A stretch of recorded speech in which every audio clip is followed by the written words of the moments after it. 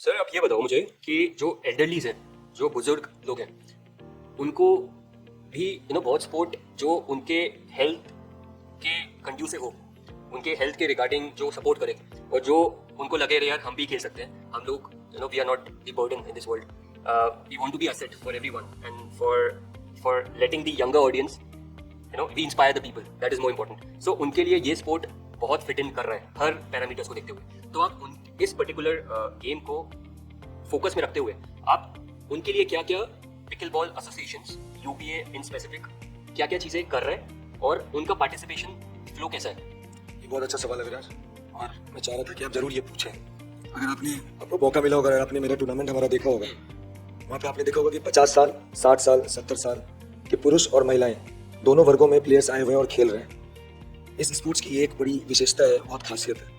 आप किसी और स्पोर्ट्स की बात करें, आप एक एज तक उसको परस्यू करते हैं, 25, 30, मैक्सिमम आप 35 के बाद आपको you have to give up actually. आप प्रोफेशनली आप रिटायरमेंट ले लेते हैं, उसके बाद आपके लिए वो एक पैशन दिखता है। इस स्पोर्ट्स की ये खासियत है कि आप 30 साल, 35 साल, 40 साल के बाद भी खेल सकते हैं। सबसे अच्छी बात क्या हो रही है कि जो वर्ग हम एज लेफ्ट आउट हो जाता है, नेग्लेक्टेड हो जाता है 50 साल, 55 साल, 60 साल के बाद, और उनको स्पेशल मेडिकल अटेंशन की जरूरत होती है या फिजियोज की जरूरत होती है, जस्ट बिकॉज कंधा जाम हो गया हुआ है, घुटने में प्रॉब्लम्स हो रही है, बिकॉज कोई प्रॉब्लम नहीं है लेकिन आप घर पे बैठे हुए हो तो आपकी बॉडी बिल्कुल शिथिल हो जाती है, आपको एक्सरसाइज करने आप करते नहीं हो, फिर आप डॉक्टर्स के पास जाते हो, डॉक्टर्स आपको फिजियो के पास। योगा का प्रोमिनेंस बहुत बड़ा है इंडिया में। बड़ा है, उसका भी एक फायदा है। Yoga is a very good that is, आपने देखा होगा बहुत सीनियर्स है वो करने लगे।